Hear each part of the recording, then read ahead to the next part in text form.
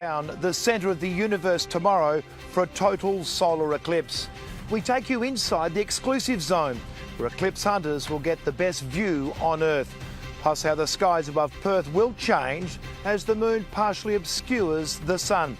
Also a mother desperate for answers. Is her fisherman son dead or alive after Cyclone Ilsa hits his trawler? And the Premier's hot mic moment caught out again, this time in Beijing. This is 9 News Perth with Michael Thompson, live from Exmouth. Good evening. 62 seconds of darkness will engulf Exmouth late tomorrow morning, and tens of thousands of stargazers have trekked to the tiny town to catch a glimpse of history. Our coverage is live tonight. Total solar eclipse, a solar phenomenon certain to leave a lasting impression.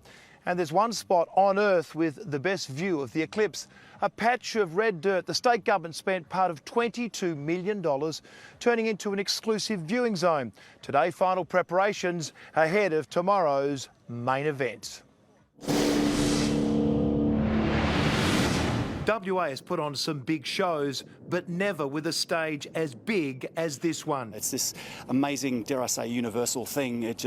People are interested in the stars and the universe, and this spectacular event of the moon moving in front of the sun to cause an eclipse just really stirs something in the human psyche, and people want to be a part of it. Nice and slow. And nothing has been left to chance. Scientists from all over the world arriving in town and then immediately setting up their equipment at the official viewing site 30 kilometres from Exmouth. From here, they'll live stream the eclipse around the globe and capture those 62 seconds of darkness, or as they call it, totality. Millions of people get to see this because it's a very small part of the world that's going to get to see this eclipse, and we want to share it with everyone around the world. It is quite an amazing thing to see. People get emotional, and all sorts of emotions happen when the sun goes into totality. So yeah, it's a fantastic thing to have. While they may not be scientists, they are every bit as enthusiastic, and between them, these international eclipse chasers have extraordinary experience. Where are you guys from? I'm from Nimbin, Australia, but I live in Bali. Okay, great. Yeah. I'm from the US. Yes. Yeah, a 42-hour flight to Perth, and then drove up from there. That's a long way to come. It is. How many worth it. eclipses have you seen? I'm not certain, but around 20. Around 20. Yeah. Bam Bam from New York, or Bamo as his Aussie friends call him, will watch his 20th eclipse. So it's the 3 most significant planetary bodies for our existence going into perfect alignment, like 3 notes on a guitar. The sun, which provides us all of our life energy, the earth, which nurtures us, and the moon that keeps us in rhythm, all lining up. It's more powerful than anything you can ever experience. Way to go, Bamo.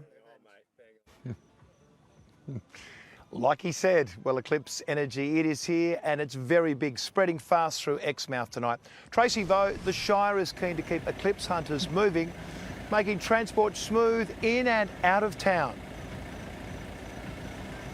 Well, the shuttle buses are in place, Michael, and from what we've seen today, tourists are really making the most of them. Those road closures as well in the town centre, they have been eased following those frustrations voiced by locals who say businesses have been impacted. But the town is really turning it on for those visiting Exmouth and those who live here. Early this morning, putting on a nature show. Attracting a crowd for a very different reason. Town Beach entertaining the out-of-towners. Witnessing a homecoming for 40-year-old Chomper, rehabilitated and back in the water. The shoreline to be packed come tomorrow morning. Solar fever is spreading through the region. A total eclipse of the heart.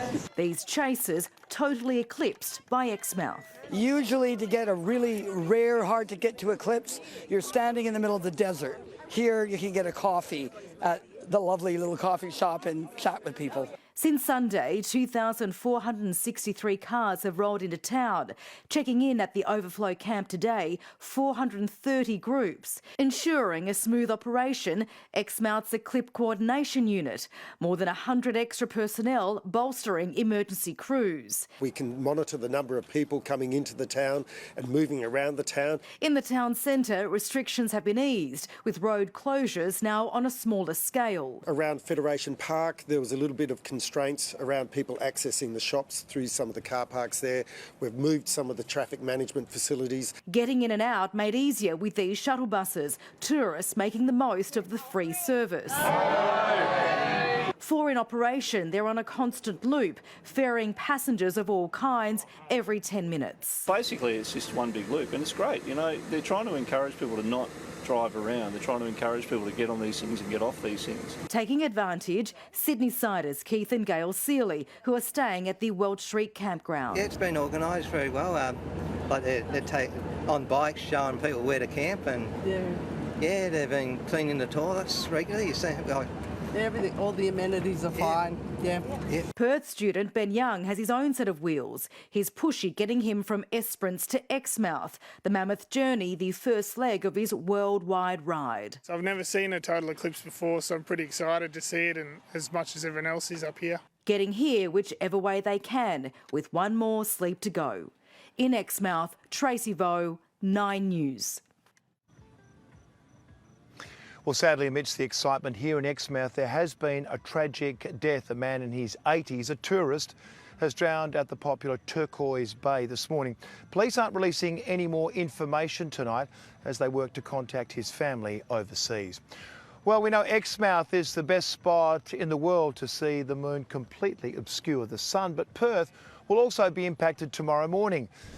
Jack Hahn is in Yagan Square. And Jack, what will we see in Perth tomorrow?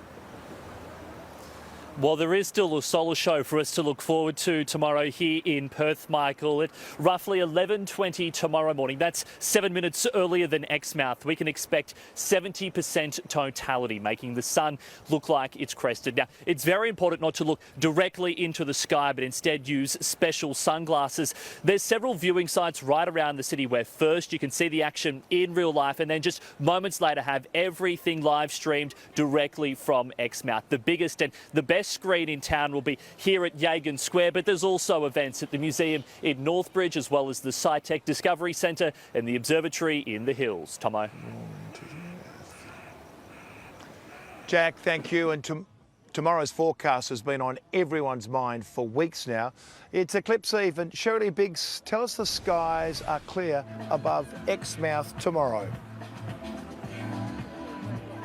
Well, Tomo, we've all been a little bit on edge here in Exmouth at the moment because all week long we've had these beautiful clear skies. But if you take a look at this, today there was a fair bit of cloud cover hanging around. Now, this is very high-level cloud. It's very wispy, cirrus cloud. And I'm being assured that this cloud will linger a little tonight, but it should clear off just in time for tomorrow morning. Now, we do have blue skies here in Exmouth. It should be around 28 degrees at the time of the eclipse, a light northeasterly breeze, but that should feel around 24 degrees. And good news as well that Perth is also expecting beautiful blue skies.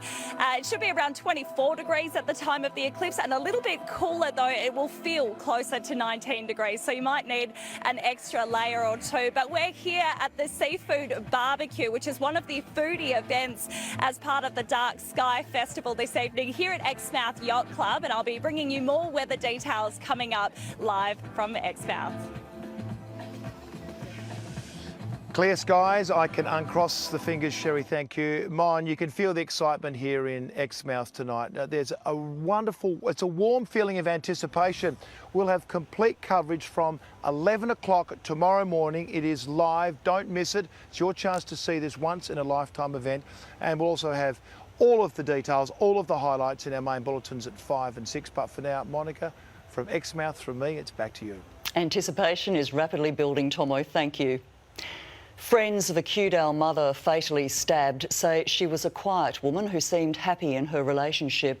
The woman's partner of more than a decade still under police guard in hospital tonight, yet to be charged. Her home may still be inundated with police, but that was...